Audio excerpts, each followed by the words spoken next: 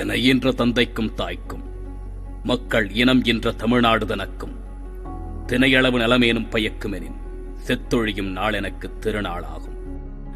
நாட்டிற்காக இறந்தவருண்டு, நங்கைக்காக கூட பிரிந்தவருண்டு, பழிக்காக மாய்ந்தவருண்டு. ஆனால் மொழிக்காக மரணித்தான் என்றால் அது தமிழனாகவும் தமிழுக்காகவுமே என்று நாம் தலை நிமிர்த்தி கூற முடியும். இது வெறும் வார்த்தை மொழி அல்ல, வர்த்தக மொழி அல்ல.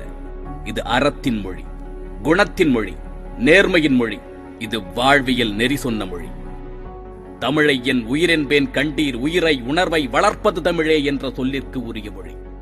எந்த ஒரு மொழியும் உயிரை வளர்க்காது, உணர்வை ஊட்டாது.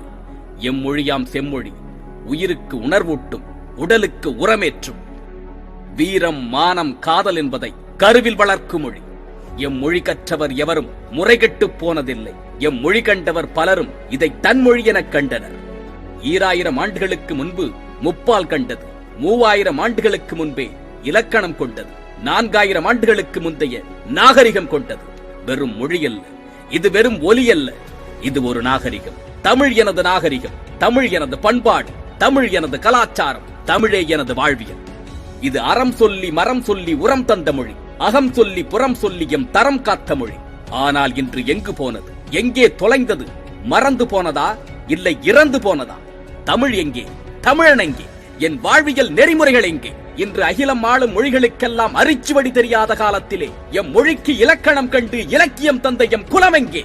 அறம் செய்ய விரும்பு ஆறுவது சினம் என்று அரிச்சுவடி சொல்லி தந்த நம் பண்பாடு எங்கே? மரப்பாச்சி பொம்மையாயினும் அதற்கு மாறாப்பை போட்டு விளையாடு என்று சொல்லிக் கொடுத்த நம் கலாச்சாரம் எங்கே? ஆங்கிலம் தான் சிறந்தது, ஆங்கில கல்வியே உயர்ந்தது என்று தமிழன் ஏற்றுக்கொண்டானோ அந்த புள்ளியில் தொலைந்து போனது நம் பாரம்பரியம். அதில் இருட்டடைப்பு செய்யப்பட்டது நமது வாழ்வியல். என்று மடியும் எங்கள் அடிமையின் மோகம் என்று கூறியது போன்று அடிமைத்தனத்தில் மோகம் கொண்டு, ஆங்கில நாகரிகத்தில் மோகம் கொண்டு தன் சுயத்தை இழந்து சூரியமாகி நிற்கின்றான். இப்பொழுது புரிகிறதா? மொழி என்பது வெறும் கல்வி அல்ல, அது உன் கலாச்சாரத்தை புரட்டி போடும் வல்லமை வாய்ந்தது என்று. வள்ளுவம் எங்கள் வாய்மொழியாகும், பன்மொழி எங்கள் படிப்பினையாகும் என்ற முழக்கத்திற்கு சொந்தக்காரர்கள் நாம். அவன் கல்வியை தந்து உன் கலாச்சாரத்தை மாற்றி உன் சிந்தனையில் கீழ்பிடிக்க வைத்து விட்டான். அவன் மொழி கற்பித்தான், அவன் உணவை உண்பித்தான், அவன் வழியை திணித்து விட்டான். அவன் தந்த முட்டை கோழியாகும், ஆனால் அக்கோழி முட்டையிடாது. அவன் தரும் விதையில் தக்காளி வரும், ஆனால் அதில் விதை இருக்காது. அவன் தரும் விதையால் திராட்சை வரும், ஆனால் உன்னால் அதை கொண்டு விதைக்க முடியாது.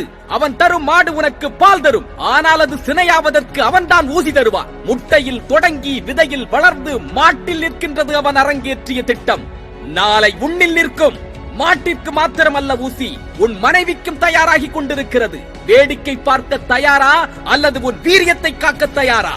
இதுவரை நீ கற்றது கல்வி அல்ல, இதுவரை நீ வாழ்ந்தது வாழ்க்கை அல்ல, இதுவரை கொண்டது உன் கலாச்சாரம் அல்ல.